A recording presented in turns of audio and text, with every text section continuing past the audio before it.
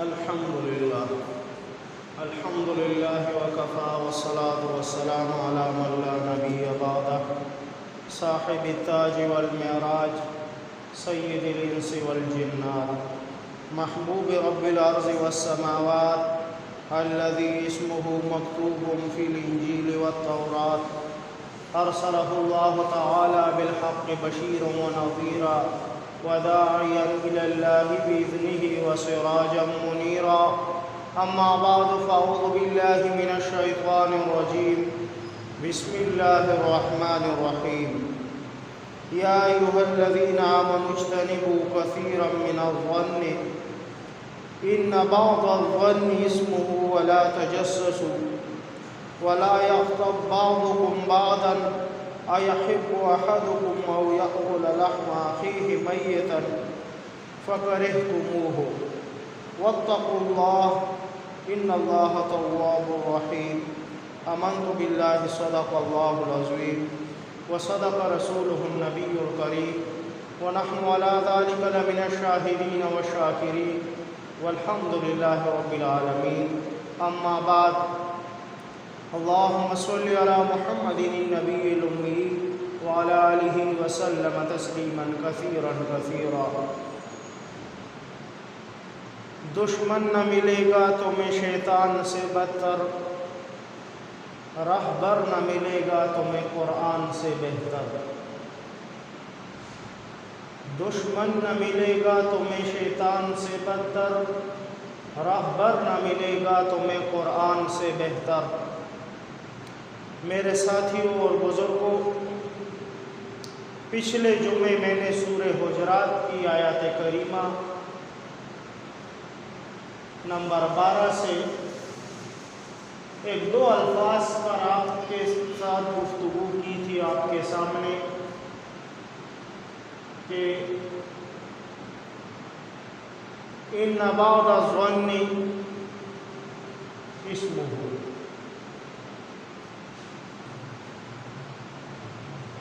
ان دو لفظ پر پچھلے جمعے ہمارا بیان تھا ان بعض الظن اسمه یعنی بعض گمان گناہ ہے بدگمانی سے بچو پچھلے جمعے ہم نے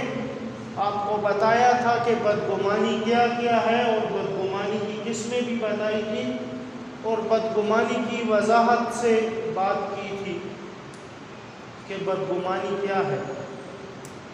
آج اسی آیات کریمہ کا ایک دوسرا لفظ ہے کہ ان بعض الظن اسمه ولا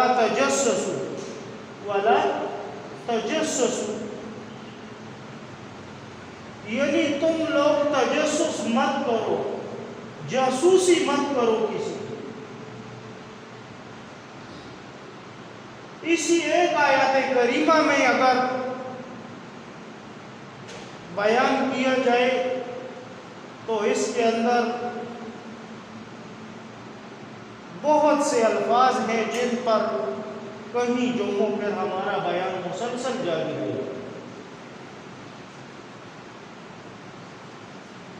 لیکن اس پر مختصر بات اس وجہ سے کرنی ہے کہ آگے پھر انشاءاللہ ربیع الاول کا مہینہ ہے اور سیرت کا بیان ہوگا آقا علیہ الصلوۃ والسلام کی تو پہلے اس آیات کریمہ کا مختصر سا خلاصہ پچھلے جمعے بھی بیان کیا تھا اور اس جمعے بھی اللہ جل جلالہ نے اس آیات کریمہ میں فرمایا یا ایھا الذین آمنوا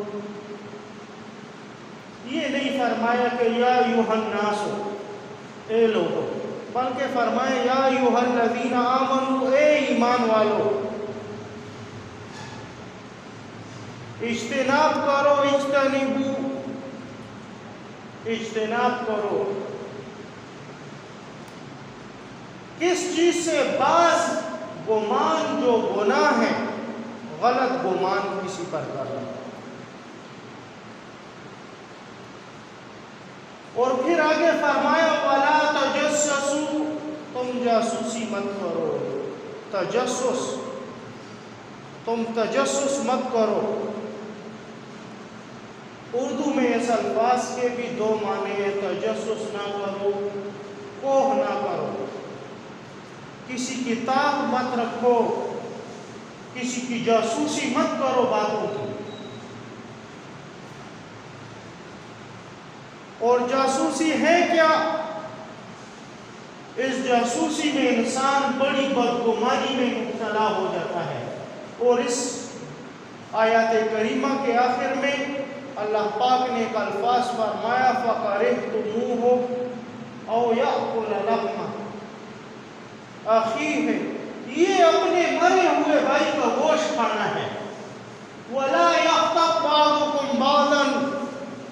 یہ غیبت کرنا، یہ کسی پر بہتان لگانا، یہ تجسس کرنا، یہ بدگمانیاں کرنا، اس کے آخر میں اللہ پاک نے فرمایا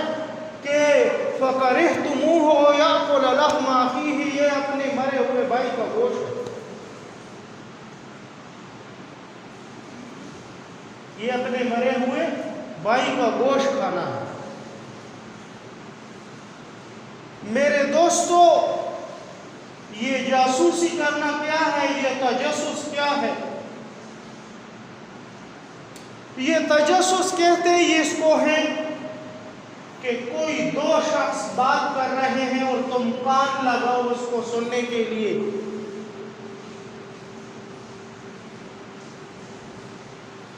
اور اس کو اللہ جل جلالہ نے گناہ قرار دیا ہے۔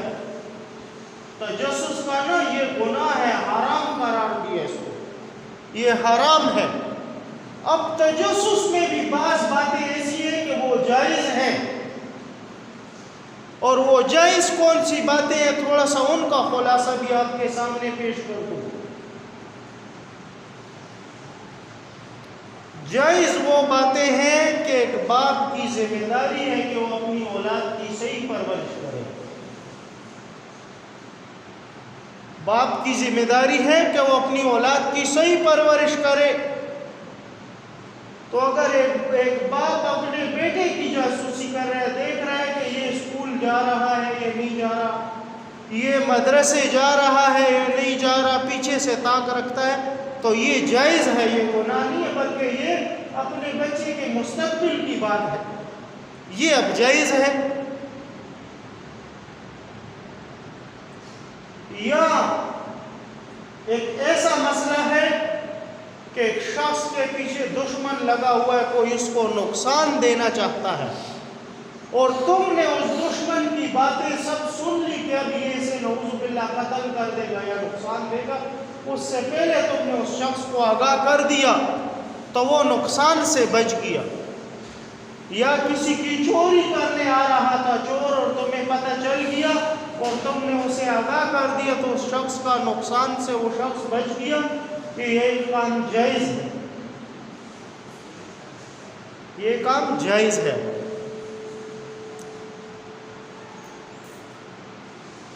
اب اس میں ناجائز کون سے کام ہیں جو حرام ہیں؟ تو حرام یہ ہے کہ دوسرے مسلمان بھائی کی کھوج لگانا، اس کی پیچھ کرنا کہ یہ کیا کر رہا ہے، یہ جائز نہیں ہے عام بندے کے لیے، عام شخص کے لیے جائز نہیں ہے۔ بلکہ اگر کسی کی ذمہ داری ہے تو قانونی طور پر اگر وہ سرکاری ملازم ہے، قانون کا وردی والا ملازم ہے اور اس کی ذمہ داری یہی ہے، تو پھر اس کے لیے جائز ہے کہ وہ کسی کی پیچھ کرتا ہے، تو اس نے تو ملزم کو ہی دیکھنا ہوگا، ملزم کی جاسوسی کرے گا، ملزم کو پکڑے گا۔ لیکن عام بندے کے لیے یہ جائز نہیں ہے کہ دوسرے کی جاسوسی کرے، کہ یہ شخص کیا کرتا ہے، یہ کہاں جاتا ہے، کہاں کھاتا ہے، کہاں پیتا ہے، یہ کام دھندا کیا کرتا ہے، تو یہ کام تمہارے لیے جائز نہیں ہے، عام بندے کے لیے جائز نہیں ہے کہ کسی کی جاسوسی کرے۔ اور یہ تجسس عظیم گناہ ہے، اس تجسس کی وجہ سے لوگ بدگمانی کا شکار ہوتے ہیں۔ اکثر دیوار کے ساتھ کان لگایا یا دروازے لگایا، کسی کے گھر کے کمرے کے ساتھ کان لگایا اور ان کی باتیں سننی شروع کر دی کہ یہ کمرے کے اندر کیا باتیں کر رہے ہیں، اور پتہ چلا کہ وہ بات اس نے صحیح سنی بھی نہیں، اور اپنے دل میں ہی قیاس کے پہاڑ کھڑے کر دیے کہ اس نے یہ کہا ہوگا، اس نے وہ کہا ہوگا، حالانکہ صحیح اس نے سنی بھی نہیں بات، لیکن پورے خاندان اور قوم قبیلے میں اختلافات پھیل گئے اور پتہ چلا کہ قتل و غارت شروع ہو گئی اس سے۔ اکثر یہ بدگمانیاں قتل و غارت کا شکار، کتنے خاندان ہڑپ کر گئے، یہ جاسوسیاں اور یہ تجسس کتنے خاندانوں کو ہڑپ کر گیا، نسلیں کی نسلیں ختم ہو گئی اس جاسوسی کی وجہ سے۔ اور اس جاسوسی کی وجہ سے ایک قوم تو میں نے دیکھی ہمارے اس شہر کے اندر، ہمارے اس صوبے کے اندر، کہ ایک ایسا علاقہ ہے جہاں میری رشتہ داری ہے، وہاں پر ایک دو خان بھائی تھے جن کا آپس میں جھگڑا تھا، امیر ترین لوگ تھے، چاچا زاد بھائی تھے، اور صرف ایک شخص ایک کی بات سنتا تھا دوسرے تک پہنچاتا تھا، اور دوسرے کی بات سنتا تھا دوسرے تک پہنچاتا تھا، اور اس سے پورے قوم قبیلے ختم ہو گئے ان کے، بس صرف دو گھر رہے ہیں اور پورا خاندان ختم ہو گیا، اور دو گھر میں صرف دو ہی بندے، مرد رہے، عورتیں بھی ختم ہو گئی، پوری جائیداد کی جائیداد ان کی ویسی رہ گئی اپنی جگہ پر، اور پورا قوم قبیلہ ختم ہو گیا۔ یہ اس آیات کے ضمن میں آپ کو بتا رہا ہوں کہ انسان کی غلط فہمی اور یہ جاسوسی کیا ہے، وَلَا تَجَسَّسُوا، اللہ پاک نے اسی وجہ سے اس آیات میں فرمایا کہ تم کسی کی جاسوسی مت کرو، تجسس مت کرو تم لوگ، اور یہ نہیں فرمایا کہ یا ایھا الناس، اے لوگو، بلکہ فرمایا یا ایھا الذین آمنوا، اے ایمان والو، اے ایمان والو، ایمان والوں سے کہا، ایمان والوں سے کہا۔ پچھلے جمعے اسی آیات کریمہ کی بات تھی پہلے کہ لوگ بدگمانی کا شکار ہوتے ہیں، آگے ایک ہی حرف ہے وَلَا تَجَسَّسُوا، تم لوگ جاسوسی مت کرو، تجسس مت کرو۔ بعض اوقات ایسا بھی ہوتا ہے تجسس میں کہ ایک شخص کسی کے بارے میں احسن، بہتر ارادہ رکھتا ہے، اچھا ارادہ رکھتا ہے، اس کا کسی کے لیے دل میں بغض نہیں ہے، لیکن دوسرا شخص کوشش کر رہا ہے کہ یہ کیا بات کر رہے ہیں دوسرے کے ساتھ، تو جاتا ہے کان لگاتا ہے اور صحیح طریقے سے اس کی بات سن نہیں پاتا، اور دوسرے کو آ کر بتا دیتا ہے کہ دیکھو تمہارے پیچھے یہ باتیں ہو رہی تھی، تمہارے متعلق یہ شخص یہ باتیں کر رہا تھا۔ تو دو لوگوں کا جن کا آپس میں اختلاف تھا وہ دشمنی اور بھی بڑھ گئی، حد تجاوز کی، حد تجاوز تک بڑھ گئی ہے دشمنی، اور پھر یہ چغلی تو اس وقت ہوئی جب اس نے یہ بات اٹھائی اور اس کو کہہ دی۔ یہ کان لگا کر دوسرے کی بات سننا، کوئی بات کر رہا ہے اور اس کی بات کان لگا کر سننا کہ یہ آپس میں کیا کہہ رہے ہیں، یہ کیا گفتگو کر رہے ہیں آپس میں، یہ کیا کہہ رہے ہیں۔ اکثر میاں بیوی کے گھر برباد ہو جاتے ہیں، طلاقیں پڑ جاتی ہیں، اور ہم مدرسوں میں بیٹھے، ہمارے پاس پھر فتوے کے لیے جب آتے ہیں تو اچھا نوجوان ہوگا تکڑا، لیکن اس نے ایسے آنسو بہانے، کھرب پتی ہوگا، پیسے بھی بہت زیادہ، سب کچھ ہے، لیکن ذہنی سکون نہیں ہے۔ کیوں نہیں ہے؟ اس وجہ سے کہ اس حرف میں مبتلا ہو گئے، وَلَا تَجَسَّسُوا، اس تجسس میں مبتلا ہو کر اس نے اپنی بیوی کو بھی چھوڑ دیا، طلاق دے دی۔ یہ جاسوسی اتنی خطرناک بات بھی ہے۔ اگر اللہ جل جلالہ نے ایک کام سے منع فرمایا تو اس میں ہمارا فائدہ ہے، اس میں اس دنیا کا فائدہ بھی ہے اور آخرت میں بھی فائدہ ہے ہمارے لیے۔ بعض ہمارے ذہنوں میں یہ بات آتی ہے کہ یہ کیا بات ہے، تو یہ بات اللہ پاک نے تنبیہ کے ساتھ فرمائی ہے سورہ حجرات میں کہ یا ایھا الذین آمنوا اجتنبوا کثیرا من الظن ان بعض الظن اسم ولا تجسسوا ولا تجسسوا، تم لوگ جاسوسی مت کرو۔ پہلے بعض گمان گناہ ہے، کون سے گمان گناہ ہے حرام ہے؟ تو وہ بدگمانیاں ہیں، جس بدگمانی کا انسان شکار ہوتا ہے۔ اس بدگمانی کے بارے میں پچھلے جمعے میں نے آپ کو پوری تفصیل سنائی تھی۔ اور اب ولا تجسسوا، یہ جاسوسی جو ہے، یہ جاسوسی ایک ایسی خطرناک بیماری ہے،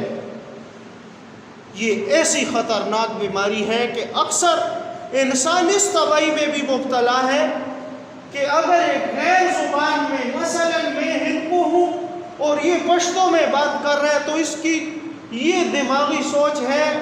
کہ اس شخص کو پشتو نہیں آئے گی اور میں گفتگو کر رہا ہوں پشتو میں تو یہ نہیں سمجھے گا، حالانکہ وہ اپنے کوئی گھر کی کوئی خاص باتیں کہتا رہتا ہے اور یہ سامنے والا سن کر اس نے میموری کارڈ اپنا کھولا ہوا اور سب کچھ اسٹور کر رہا ہے اس میں، اور پتہ چلا کہ بعض کچھ ایسی باتیں تھیں جس کی وجہ سے اس دوسرے شخص کو پتہ چلا اور وہ بات دشمنی تک چلی گئی، وہ بات دشمنی تک چلی گئی۔ ہمارے مشائخ میں سے حکیم الامت حضرت مولانا اشرف علی تھانوی رحمہ اللہ، ان کے ایک خلیفہ تھے حضرت مولانا خواجہ عزیز رحمہ اللہ تبارک و تعالی، بہت بڑے بزرگ تھے اور دنیاوی تعلیم میں ان کا یہ عالم تھا کہ ان کو انگریزی زبان پر بہت زیادہ عبور حاصل تھا، انگریزی زبان پر۔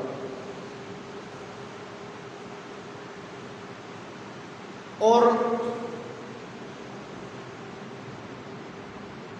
عالم یہ تھا ان کا کہ انگریزوں کے ساتھ کافی زمانہ اس نے گزارا تھا، لیکن جب حکیم الامت رحمہ اللہ کی شاگردی میں آئے، مولانا اشرف علی تھانوی رحمہ اللہ کی شاگردی میں آئے، تو پھر ان کا یہ پتہ نہیں چلتا تھا کہ یہ ایک محدث ہے، شیخ الحدیث ہے، یعنی اس نے سب عمر انگریزوں کے ساتھ گزاری ہے، بلکہ بہت تقوی کا پہاڑ تھا، بزرگ تھا۔ اور ایک مرتبہ ٹرین میں سفر کر رہے تو ایک دو انگریز بیٹھے ہوئے ہیں اور انہوں نے انگریزی میں گفتگو شروع کر دی، حالانکہ وہ اردو بھی جانتے تھے،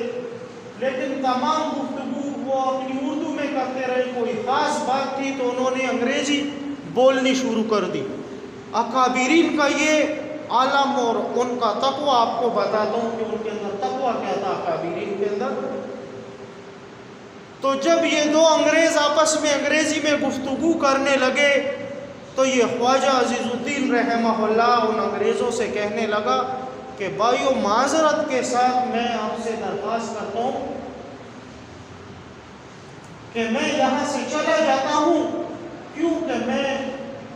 خود بھی انگریزی زبان جانتا ہوں، اور آپ لوگ اگر انگریزی میں اپنی خاص باتیں کوئی باتیں کرنا چاہتے ہو تو میں یہاں سے چلا جاؤں گا۔ تو ان انگریزوں پر بھی ایسا اثر ہوا کہ وہ بھی اسلام کے اندر آ گئے، ایک صرف اس جملے نے کہ تم لوگ انگریزی میں گفتگو کر رہے ہو، تمہاری کوئی راز کی باتیں ہوں گی، تو لہٰذا میں انگریزی پر عبور رکھتا ہوں، انگریزی جانتا ہوں، تو میں یہاں سے چلا جاؤں گا۔ تو انہوں نے کہا کہ بھائی، آپ کے اندر اتنا احساس ہے کہ آپ ہماری بات، ہماری راز کی بات آپ نے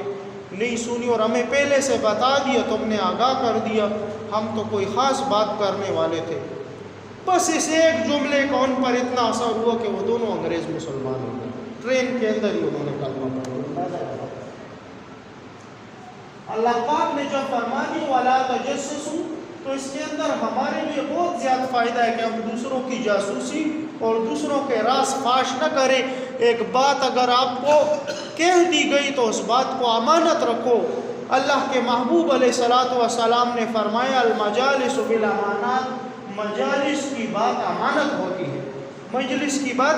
امانت ہوتی ہے، اس مجلس کی بات کو امانت کے طور پر رکھو۔ ایسا نہیں ہے کہ ایک شخص نے آپ کو اپنے متعلق ایک بات کہی اور پھر اس نے تمہیں یہ بھی کہا کہ بھائی میری یہ بات کسی کو کہنا نہیں، یہ میری عزت ہے، میرا پردہ ہے، اور پتہ چلا کہ وہ گیا تو تم نے پھر اور کچھ بھی نہیں کیا، صرف لاؤڈ اسپیکر میں اعلان کر دیا، پوری دنیا کو بتا دیا۔ تو اس وجہ سے اللہ پاک نے ان چیزوں سے منع فرمایا ہے۔ میرے دوستو، اللہ جل جلالہ نے صحابہ کرام رضوان اللہ تعالی علیہم اجمعین کے ذریعے بھی ہماری ایسی اصلاح فرمائی کہ آقا علیہ الصلوۃ والسلام کے جتنے بھی دوست صحابہ، تو ان کی زندگی پر نظر دوڑاؤ تو تمہیں یہ آیات کریمہ پھر ثبوت میں ملے گی کہ دیکھو صحابہ نے کیسا عمل کیے ان باتوں پر۔ امیر المومنین عمر بن خطاب رضی اللہ تعالیٰ عنہ کا دور خلافت تھا، حالانکہ آدھے سے زیادہ دنیا پر ان کی حکومت تھی، آدھے سے زیادہ دنیا پر حکومت تھی۔ امیر المومنین عمر بن خطاب رضی اللہ تعالیٰ عنہ جب خلیفہ مقرر ہوئے تو ان کی عادت یہ تھی، ذمہ داری اپنے اوپر یہ لی ہوئی تھی کہ رات کو بھی جاگتے اور رات کو مدینے کی گلیوں کے چکر لگاتے کہ کہیں کسی کو کوئی تکلیف تو نہیں ہے، مدینے کے معاملات سب صحیح چل رہے ہیں یا نہیں۔ ایک گھر کے قریب سے گزرے تو وہاں سے گانے بجانے کی آواز آئی، ناچ گانے کی آواز آئی، ناچ گانے کی آواز آئی وہاں سے۔ امیر المومنین عمر بن خطاب رضی اللہ تعالیٰ عنہ سیدھے اس گھر کے اندر داخل ہو گئے،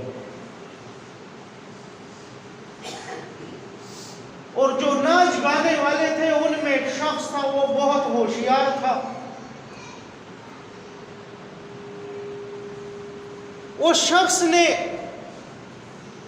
عمر بن خطاب رضی اللہ تعالیٰ عنہ سے کہا کہ کیسے تم بغیر اجازت کے داخل ہو گئے ہو ہمارے گھر کے اندر؟ تو امیر المومنین عمر بن خطاب رضی اللہ تعالیٰ عنہ نے فرمایا کہ تمہیں پتہ نہیں ہے کہ یہ گانا بجانا یہ حرام ہے، پھر تمہیں یہ خوف بھی نہیں آیا کہ امیر المومنین کو اگر پتہ چلے گا تو وہ کیسی سزا دے گا اور اللہ جل جلالہ کتنا ناراض ہوگا۔ تو اس شخص نے آگے سے جواب میں کہا کہ امیر المومنین ہم نے ایک گناہ کیا ہے، گانا بجانا، لیکن تم نے 3 گناہ کیے ہیں۔ عمر بن خطاب رضی اللہ تعالیٰ عنہ بہت صبر والے بھی تھے، انہوں نے فرمایا کہ کون سے 3 گناہ میں نے کیے؟ فرمایا ایک گناہ تو یہ ہے کہ آپ امیر المومنین ہو کر بغیر اجازت کے گھر کے اندر داخل ہو گئے ہو، اور پھر آپ نے نہ کوئی کھانسی کی نہ کوئی اشارہ کیا، ایسے ہی آ گئے۔ دوسری بات یہ کہ کیا تم نے یہ قرآن میں نہیں سنا کہ وَلَا تَجَسَّسُوا، وَلَا تَجَسَّسُوا، دوسرے کی جاسوسی تم مت کرو، وَلَا تَجَسَّسُوا، تجسس مت کرو، تم لوگ تجسس مت کرو۔ تو امیر المومنین دیکھو آپ کیسے ہماری دیوار کے ساتھ یا ہمارے گھر کے قریب آپ کان لگا کے سن رہے ہیں کہ ہمارے گھر کے اندر کیا ہو رہا ہے، جب اللہ پاک نے منع فرمایا کہ وَلَا تَجَسَّسُوا، تو پھر آپ کیوں ایسا کر رہے ہیں؟ اور تیسری بات یہ امیر المومنین کہ آپ ہمارے گھر میں داخل ہوئے، آپ بغیر اجازت کے آئے تو دیکھو ہمارے گھر کی کیا حالت تھی، عورتیں کس حال میں تھی، آپ سیدھے گھر کے اندر آ گئی۔ عمر بن خطاب رضی اللہ تعالیٰ عنہ نے فرمایا اب تو رات کا وقت ہے لیکن کل صبح تمہیں میں عدالت میں بلاؤں گا اور تم سے پوچھوں گا پھر، اور تمہیں تمہاری اس بات کا مفہوم بھی بتاؤں گا کہ تم یہ بات کر رہے ہو اور تمہاری بات کا، تم نے اس آیات کا اور اس حرف کا جو مفہوم ہے وہ تم نے غلط دیا ہوا ہے، کل میں تمہیں بتاؤں گا عدالت میں بلا کر۔ جب صبح ہوئی تو امیر المومنین عمر بن خطاب رضی اللہ تعالیٰ عنہ نے اس شخص کو بلایا، اور جب حاضر ہوا عدالت میں تو امیر المومنین عمر بن خطاب رضی اللہ تعالیٰ عنہ نے اس سے کہا کہ پہلی بات تو یہ ہے کہ تم نے میری ذات پر اعتراض کیا ہے کہ میں کیوں آیا ہوں تمہارے گھر کے اندر بغیر اجازت کے، اور میں نے کیوں کان لگایا ہے، تو رات کو اس وجہ سے میں نے تمہیں کچھ بھی نہیں کہا۔ اب بتاؤں تمہیں کہ اللہ کے بندے ولا تجسسوا سے مراد یہ نہیں ہے، بلکہ حاکم کی ذمہ داری ہے قوم کی، تو وہ دیکھے گا کہ قوم کے اندر کیا ہو رہا ہے۔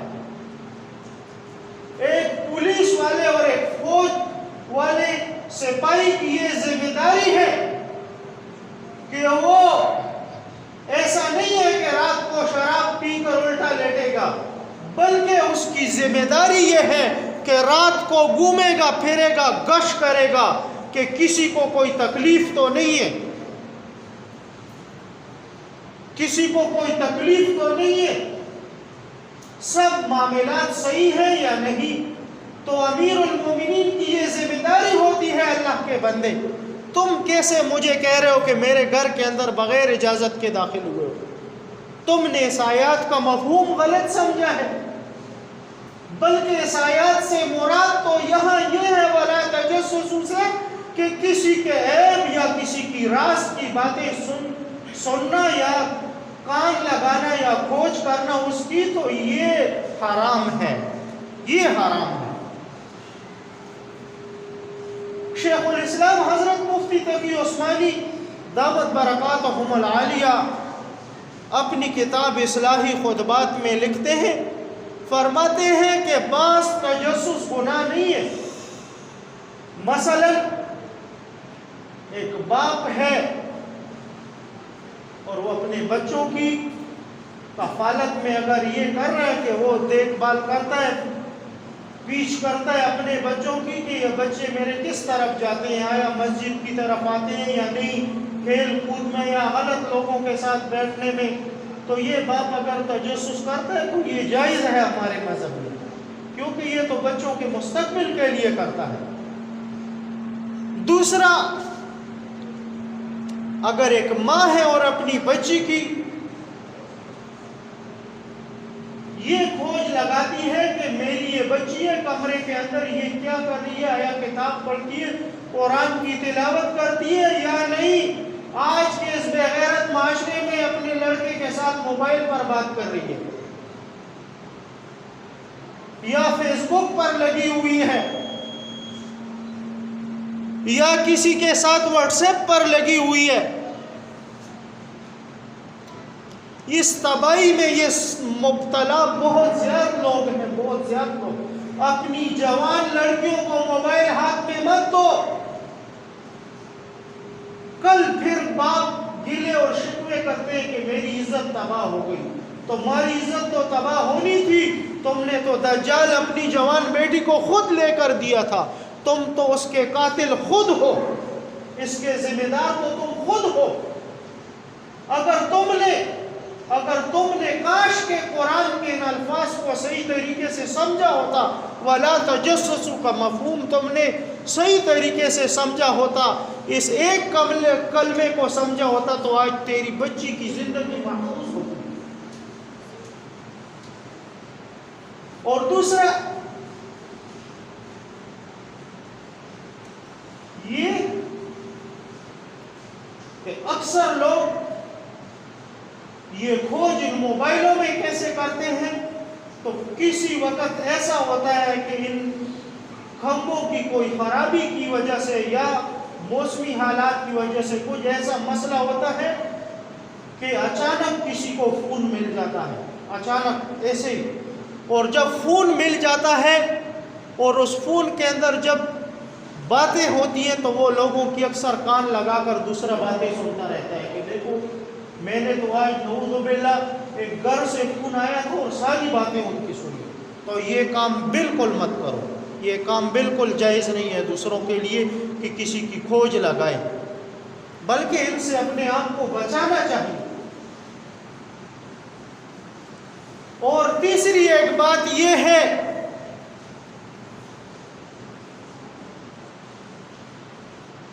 کہ میرے دوستو، اللہ پاک نے قرآن کریم میں ایک الفاظ سے ایک آیات کریمہ سورہ بقرہ پہلے پارے کی آخری آیات ہے تِلْکَ أُمَّةٌ قَدْ خَلَتْ لَهَا مَا كَسَبَتْ. اس آیات کریمہ کا مفہوم کیا ہے؟ اس آیات کریمہ کا مفہوم بھی یہی ہے کہ تم دوسرے کی کھوج لگاتے ہو، تم اپنا کام کرو، تم سے تمہارے اعمال کے بارے میں پوچھا جائے گا، تم سے تمہارے اعمال کے بارے میں پوچھا جائے گا. تم سے یہ نہیں پوچھا جائے گا کہ فلاں جنت میں جائے گا یا دوزخ میں جائے گا اور اس نے برا کام کیوں کیا، لیکن تم اپنے آپ کو تو ان تجسس سے نکالو، تم تو اپنے آپ کو جاسوسی سے نکالو. یہ تو ایک حاکم کی ذمہ داری ہے کھوج لگانا، یا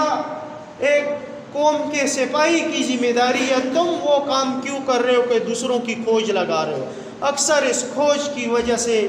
معاشرے کے اندر تباہیاں بنتی ہیں. اور اگر اس آیات پر عمل کیا جائے صحیح طریقے سے اور اس کو سمجھا جائے کہ تمہارا عمل تمہارے لیے ہے، تم نے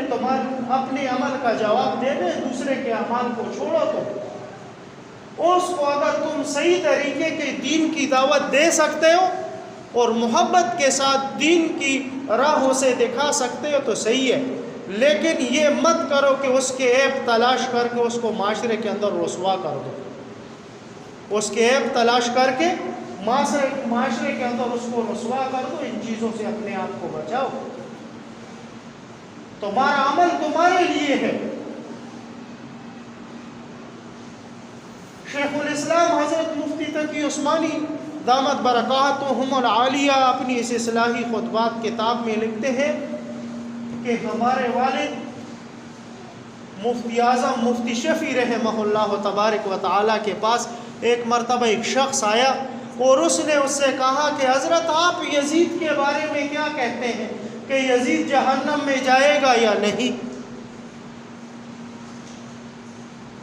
فرمایا کہ یزید جہنم میں جائے گا یا نہیں؟ تو مفتی شفیع رحمہ اللہ تبارک و تعالی جو اتنے بڑے علم کے حامل تھے، اللہ جل جلالہ نے عظیم علم ان کو عطا فرمایا تھا. ان کی تفسیر دیکھو، معرف القرآن جو 8 جلدوں کی، ایسا لگتا ہے علم کے سمندر تھے،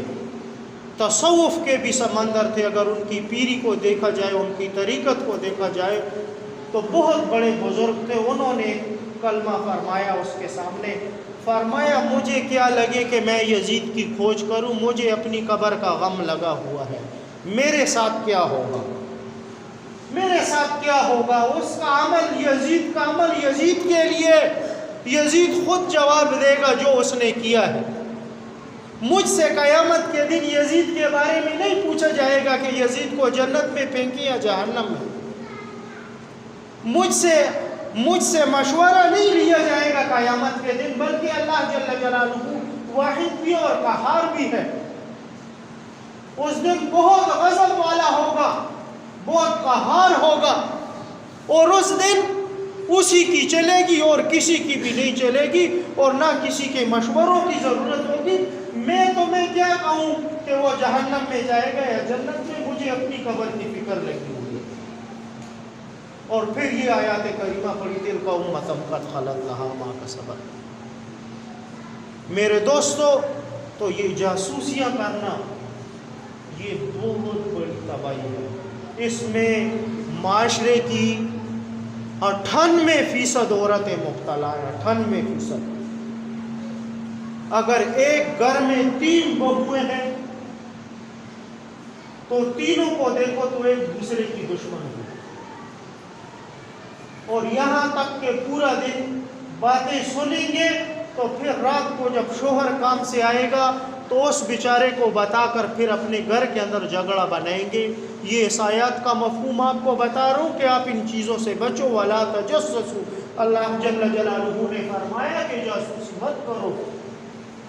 کان لگا کر دوسرے کی باتیں مت سنو، اور دوسروں کے عیب تم کیوں تلاش کرتے ہو،